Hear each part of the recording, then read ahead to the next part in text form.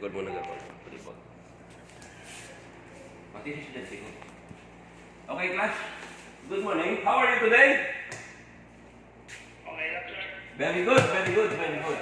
So, for today, we will be discussing about the Marlin spike.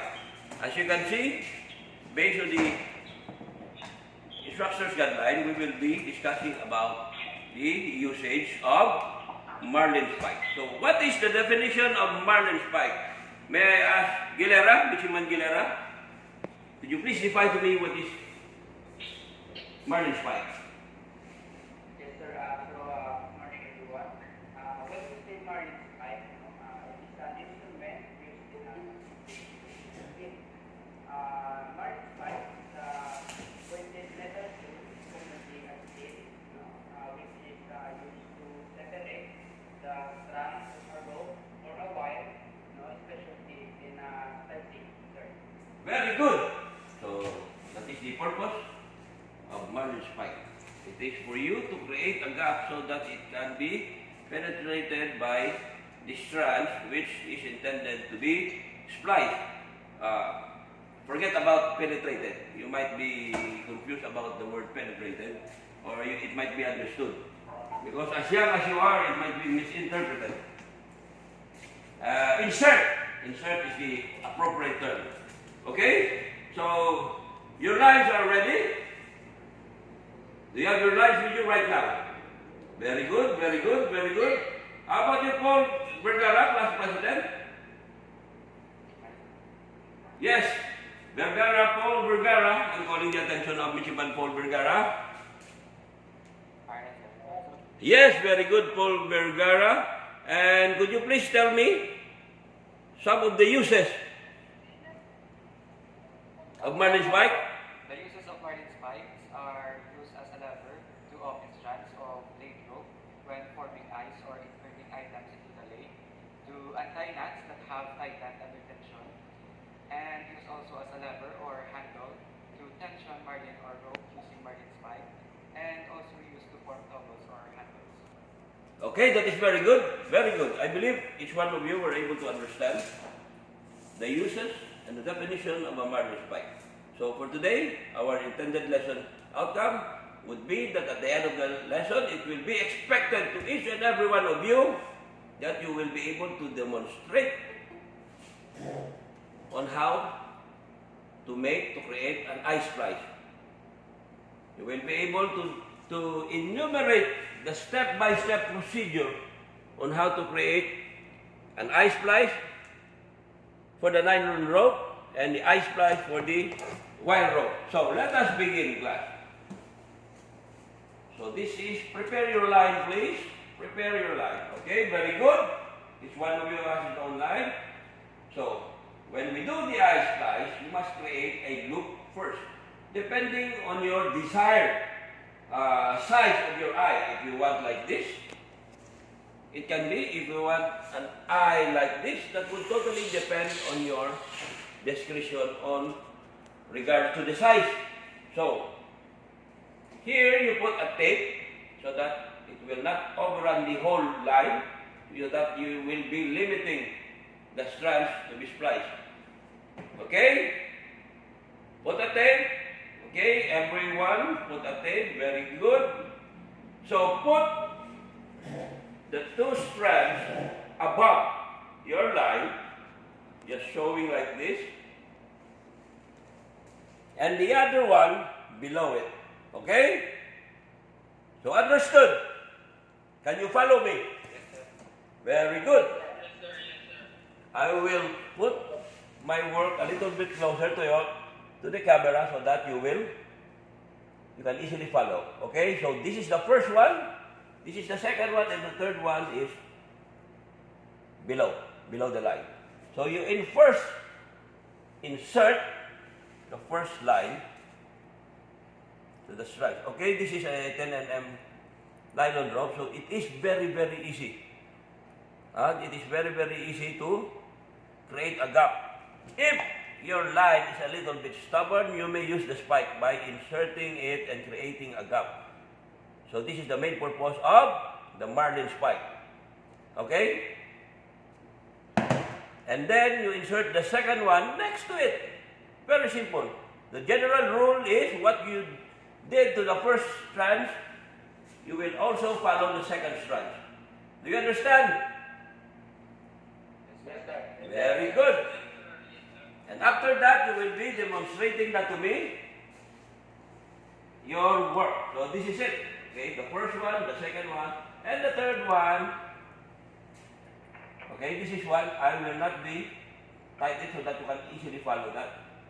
First one, second one. Okay, follow. Very good. Next one, you just flip it over, and then the third strand will be inserted this way. Okay?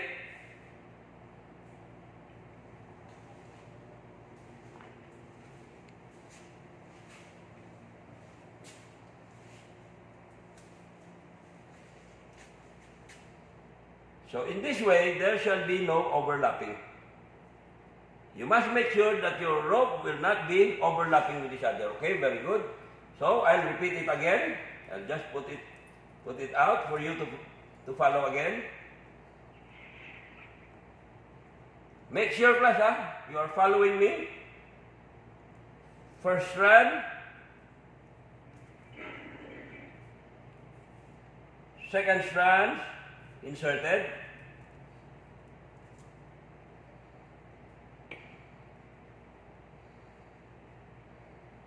And lastly, just flip it over and insert it. Insert it in this manner, okay?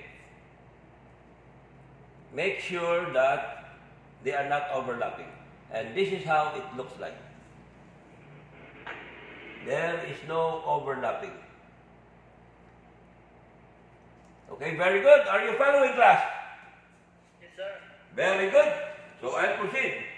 I'll go back to the number 1. And then overlap, insert. Overlap, this strands, then insert. Overlap, insert, overlap, insert. So that is your cue. I'll go back to strands number 1. Overlap this line, then insert the following strands. Overlap and insert. And next to it, overlap this strand, then insert the following strand. Next to it, overlap, then insert. So easy. Overlap, insert, go back to number 1, overlap this line, this strands, and then the succeeding one at the front of it, you insert. Kabalo ka man inay. Overlap, insert. Uy, maybe. Managat, yung isa naman na ginagamit namin. Oh, very good. Fisherman pag ito sama ko. Okay, overlap and insert. Overlap. And then the following strand it will be inserted.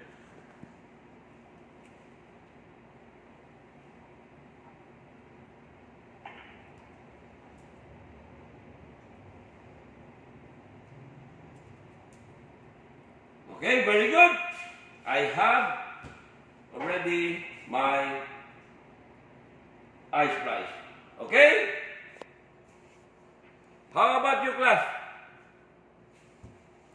Okay, open cam. Every one of you, present to me what you have done. I-print, i-print. So, print din lang ang gulo. Okay, open cam, please. Open cam. Every one of you, open cam.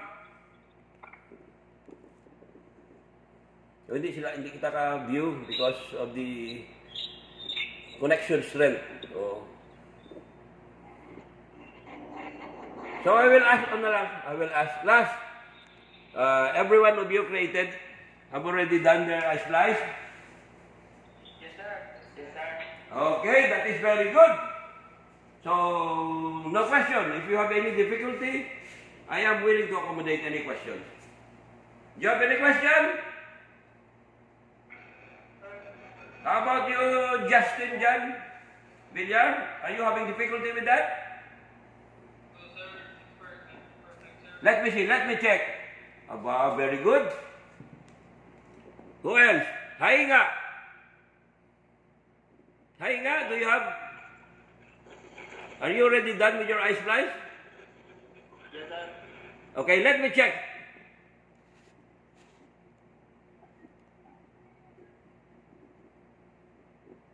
Okay, since you truly understand the splicing, so I believe that you have already practiced this. It only takes constant, correct practice and able to perfect the skills of splicing nylon rope. Okay? So this is how it is done, and this is the pattern which is far more effective. Okay? So let us proceed now, class, to the wire rope. So wire rope, it is a little bit easier, but it has a little bit challenge. So in the other end of the rope,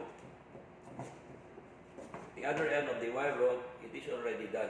It was done by myself, and I was accompanied by Sir Lion. The video which I have sent in your GC, and I know you were able to view that several times. You viewed that over and over again, okay, class? For I know very well that all of you, Yes, sir. so if you have the time and opportunity to acquire this one, please acquire 10 mm, because the bigger diameter is also expensive. So I am requiring only 10 mm, so that not only it will be very, very easy, but it is quite cheaper compared to the rest.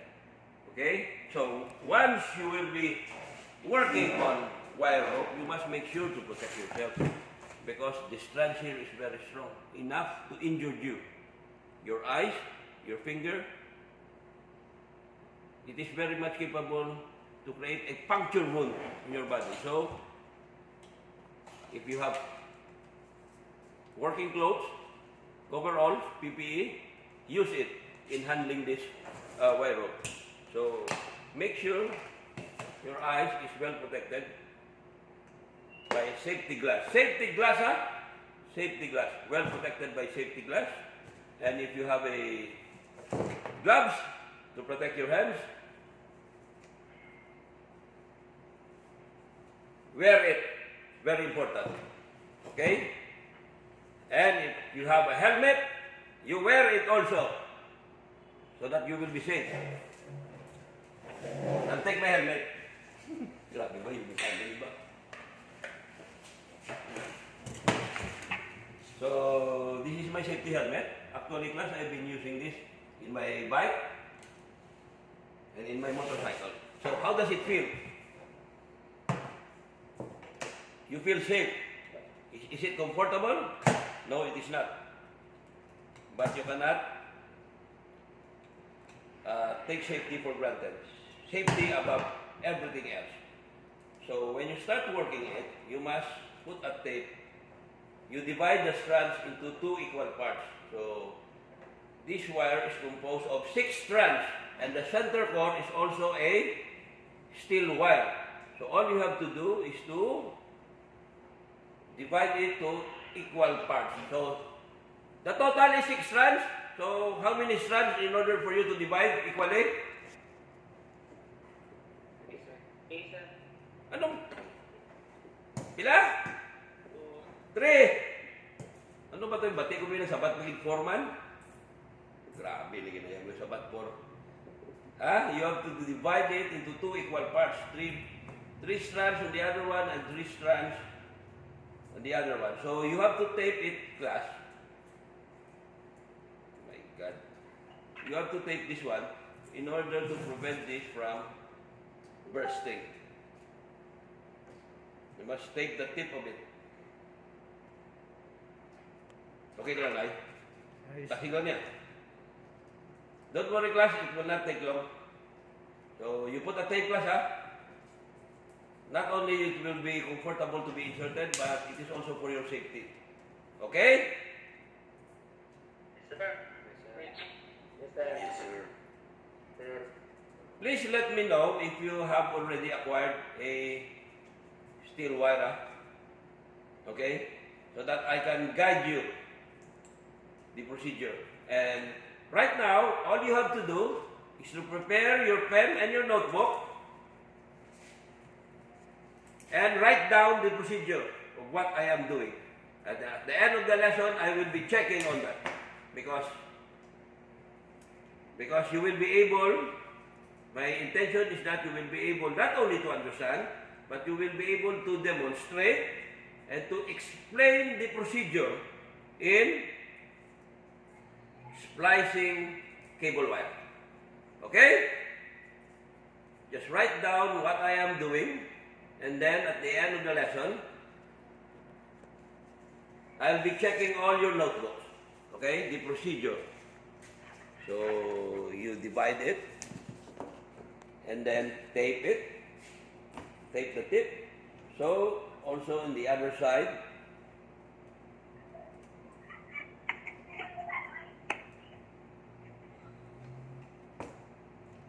hindi na to. Okay ba? Okay, naman, okay ka lang? Mamahalo ka ka.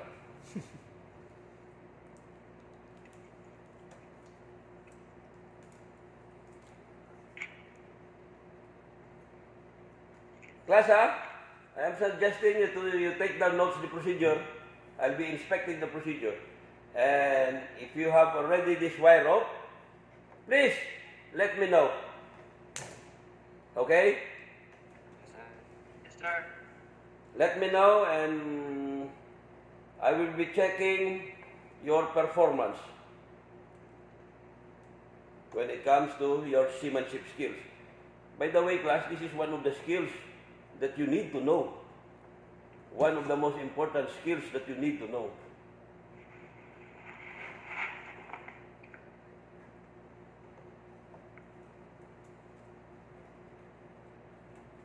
Once you acquire this class, automatically you will be one of the competent seafarers on board.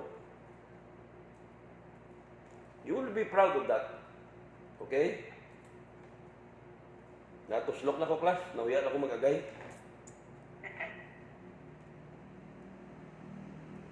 Oh, nag-burst na sa class, oh. Too much.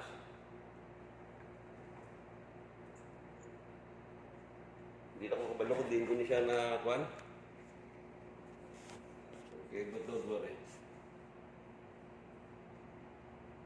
Sabi ako siya.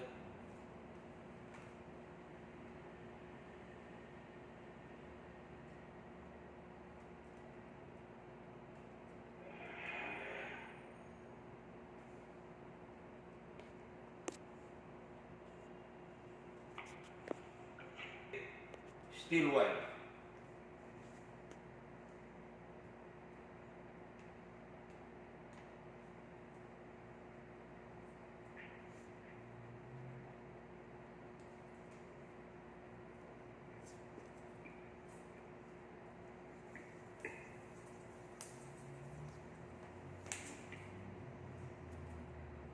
Okay.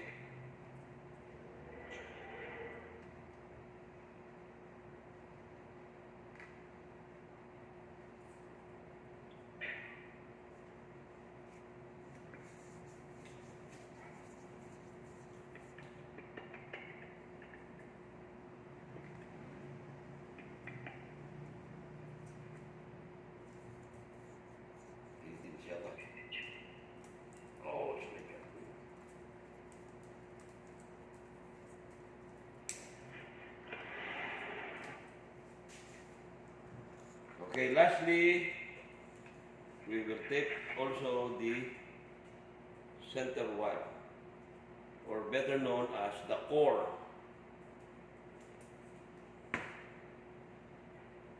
So, class, for a 10 mm steel wire, and with the center core of a steel wire also, this is very strong.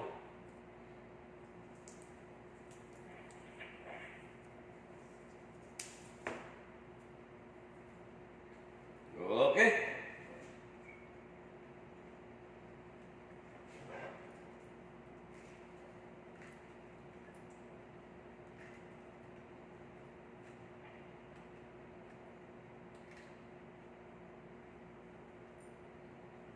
class, let us begin. The moisture ang wow. Moisture. So class, let us begin by creating an eye. So that would totally depend on your required size of the eye. So see class, tayo na kami ikaw sa paano, kamulit mata ko.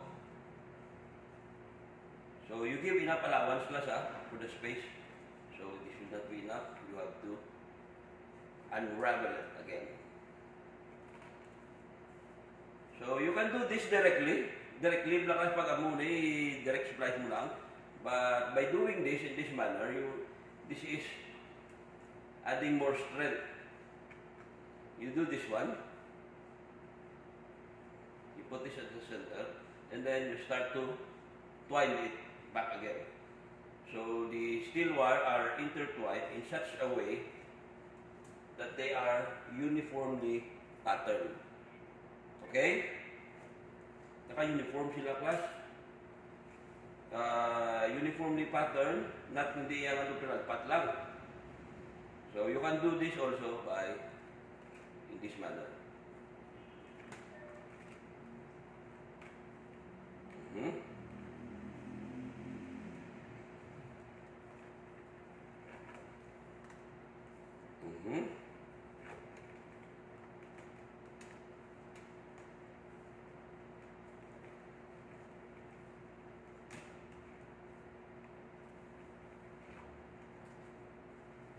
Okay. Okay.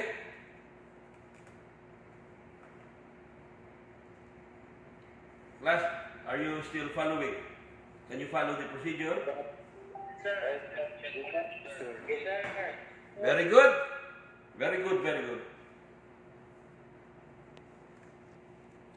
And if not, I will be sending you the recorded video. Okay, this is how it looks like. The starting point. You see? You have already created an eye and intertwined, uniformly intertwined. So it adds more strength as compared that you will be splicing it directly. So let us begin with the core. So the group which has the core. The core will be inserted first. Why? It is because that the core will be difficult if it will be the last one to be inserted, because you will be inserting twice. 2 wire rope will be inserted. Okay?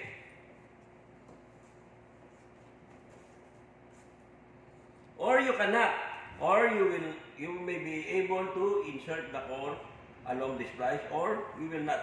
It depends on your choice, okay? So that you will not be confused, I will not be inserting the core along my splice. Okay, class, do you understand? yes, sir. Okay. So 6 lang 6. Regular strands is 6. The core is additional. Okay, so the first one, class, to be inserted is the nearest area. So in this type, class, the flow of the twisting of the wire is on that direction. Okay, we must go with the flow. Okay, I will not be teaching you the kinds of splice that goes opposite to the flow of the wire, because you might find it difficult or you might find it confusing.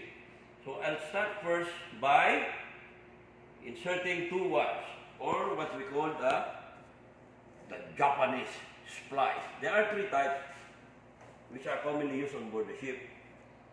First one, the common type, is the international. It goes in the opposite direction. The Australian, you go that the same also with the international, but you go with the flow of the twist of the. You go with the flow with the twist of your wire. So this time, I'll use Japanese. When Japanese people speak, it comes from diaphragm height. Well, they usually sounds like that. Okay, this is the starting point, class. the nearest strand will be inserted first. The nearest strand will be inserted first. Dali ka, sir. Hindi, tutok niya sa ako ng kwan. Nan. Thank you. Ari sa pinakamalapit. Masuhot na di dua. Okay? Piling ko kita. Ayun.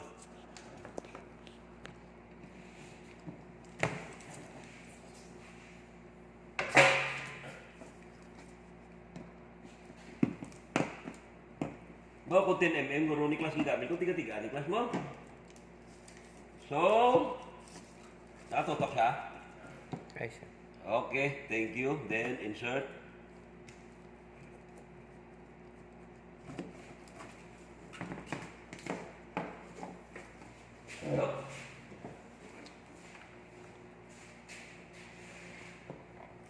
Insert siya, ari siya. I'll send you class the actual video. So, the first strand one inserted. This is how it looks like. Okay, na-insert na siya. You just write it down, the procedure class. After you will be able to acquire a wire rope, we will do this again. Okay? And the second one,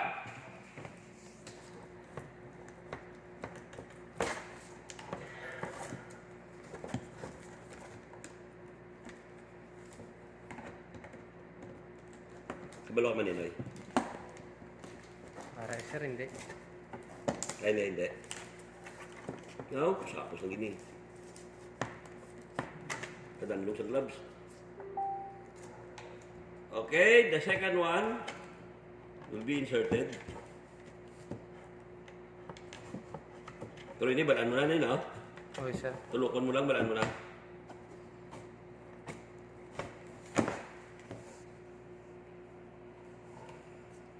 Class, this is how it looks like.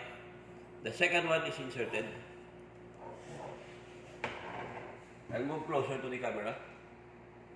Can you see it? Okay. I will be sending another video for this one. And the third one, I will insert.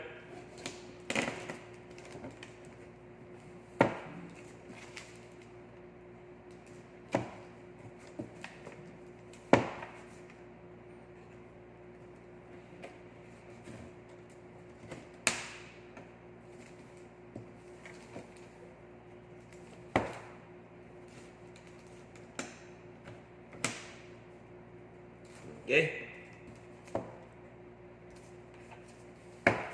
So kung makita mo na, kabalo ka na na.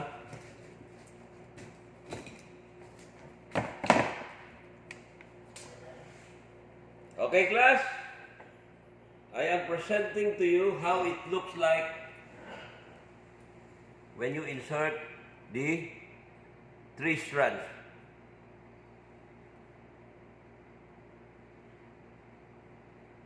Okay? So next, we'll proceed to the second group. So again, you don't go against with the flow of this twist of this wire rope, but you follow the flow. The second one, the third one I mean, is this one, the nearest strand. Unravel this one.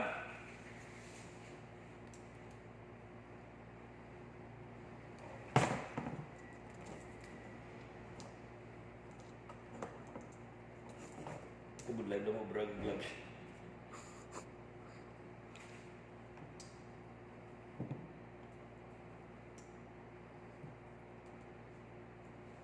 Okay, tama class.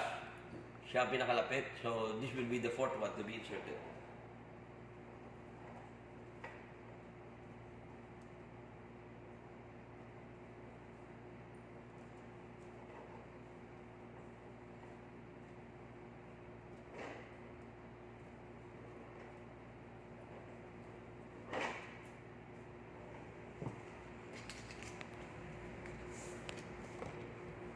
Tutok din ngayon. Tatap. Yan. Oh my God.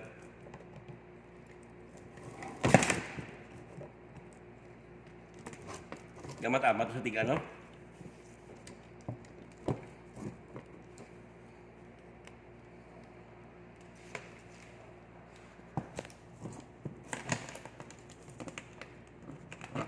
Yan.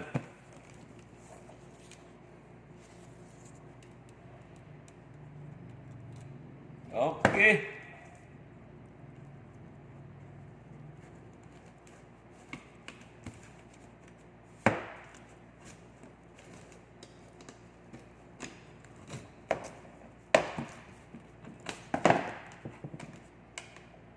Okay. Next.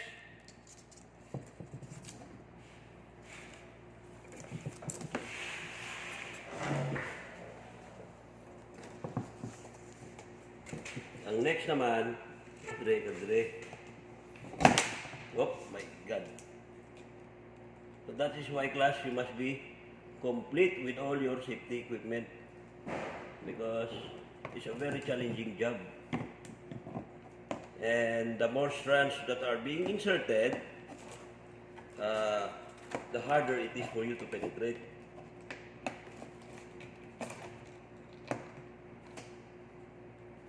Teka lang, ay mo na bisang screwdriver ko. Kadupol. I'll change, class, ha? I'll change. Wait a moment.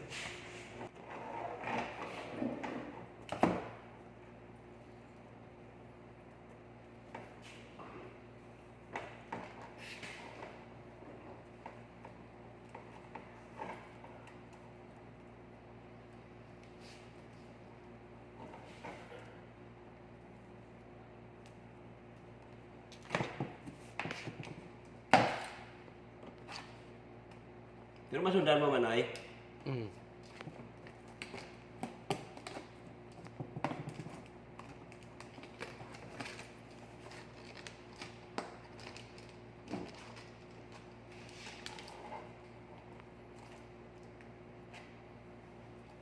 Okay, very good.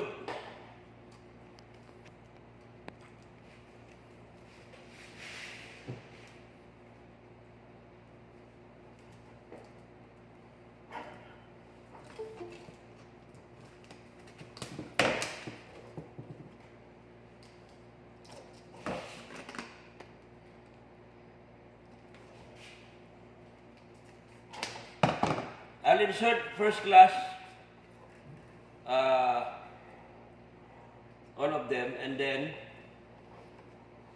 we will observe how it is done, okay? You will be able to identify if your work is correct or not because there will be no overlapping and no two strands are inserted at the same area. Your work is not correct if two strands are inserted in one area. So, taran. So, class, this is how it looks like.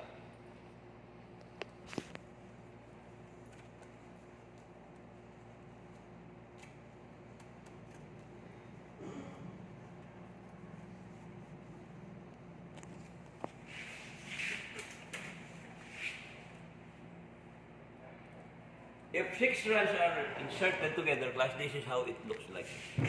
Okay? Wapo siya ng taon, class, oh.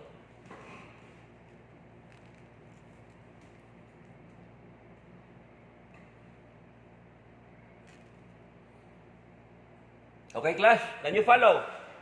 And then you go back again to number 1. Same procedure applies.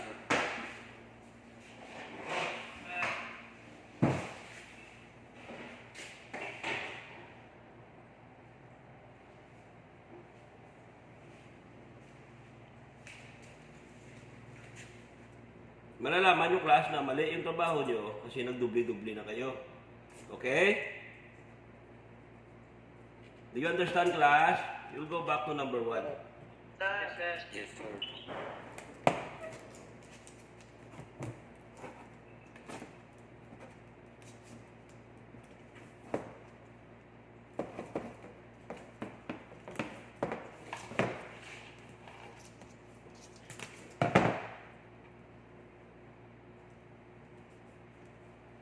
Okay?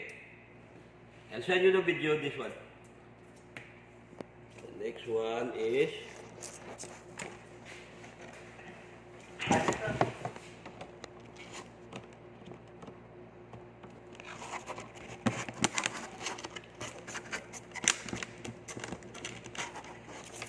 usually, class, on board the ship, when I do the splicing, maximum of 4 insertion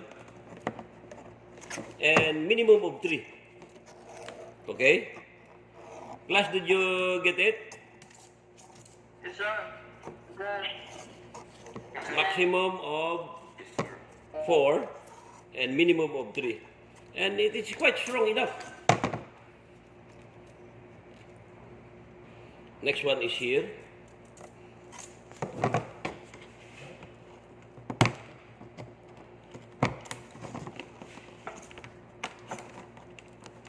Kung dako pag hindi siya nga kable, yawan ko itanim mo. So kahit 10 lang, medyo hapos-hapos lang. Kaagkadanlog sa glove.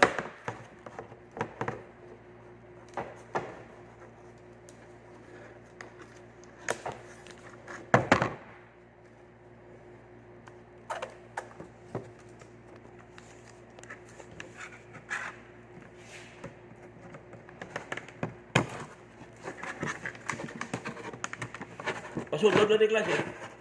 You will never get wrong.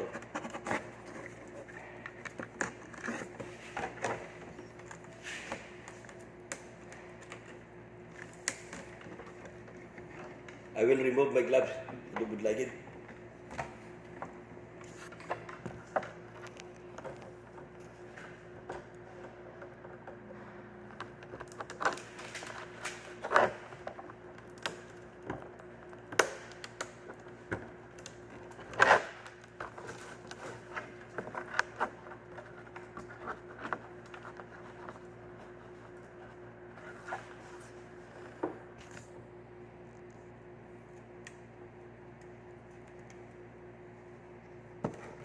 So in this splicing class, I will just only perform 3 insertion. So we are already 2.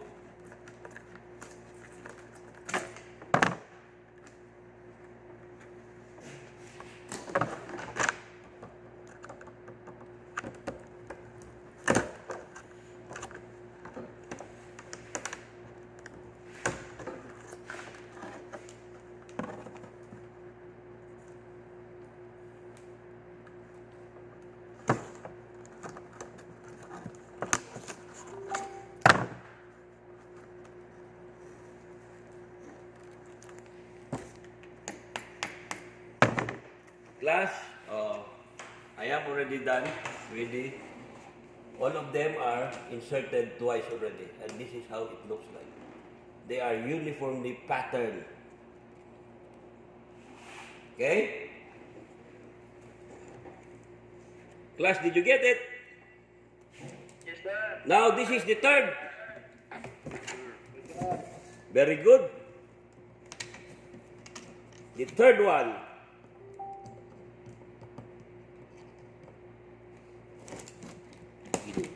Shoot them.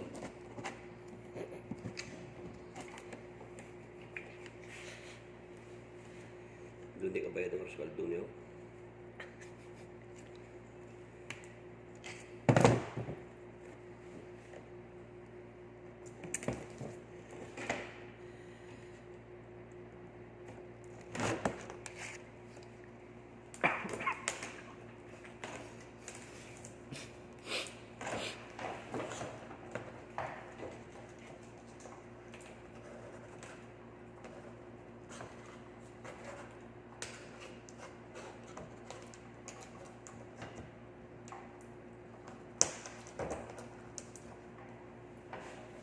Okay.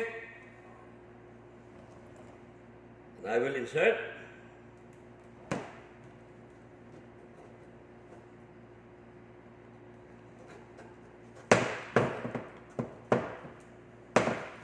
Hindi siya mag-anuaw. Kinalapot ang core.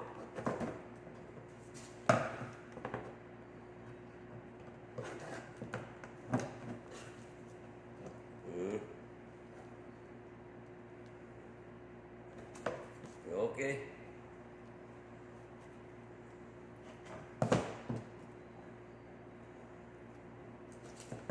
Bro ka mo siya.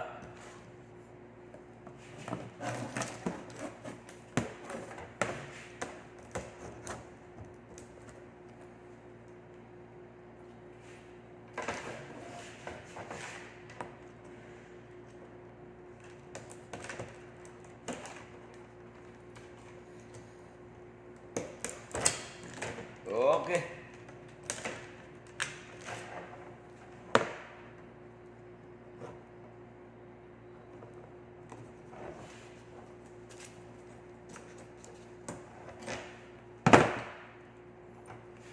Class, you don't worry, class, because I will be sending you the video later, and it is a close-up video so that you can follow. Okay? Yes, sir. Don't worry.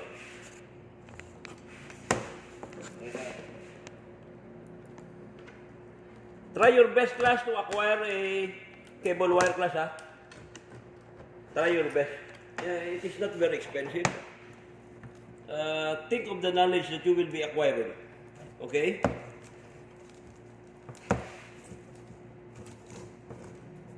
So for a size of wire rope like this, probably it's about 200 pesos. You can buy this in Ace Hardware or in any hardware, no? Chinese owned hardware.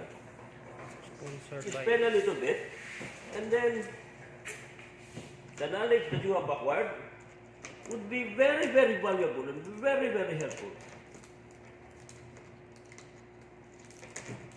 If coming on board as a cadet and you are equipped with this kind of skill, class, my God, promotion is just well within your corner. You will be promoted very easily. Okay, class, this is it. This is the end. This is the end result of our job. I'll show you how it looks like. And you may check, class, because there are no double strands inserted. Okay? One by one, there is a one strand or gap between them. Oh, close up. Walang doble. Perfect. Walang doble, Okay. I'll start now removing my equipment. Woohoo! So you have video procedure right now, and I'll be sending in just a moment the close-up video of our lecture, and I do believe that you have something learned from my lesson. So if you have any questions, comments, No, sir. very good. You have video your copy. Are you following the procedure? Very good. I'll check on that later. Okay? Next week, I hope, this wire rope, and we will be doing that together under my guidance. Okay, class?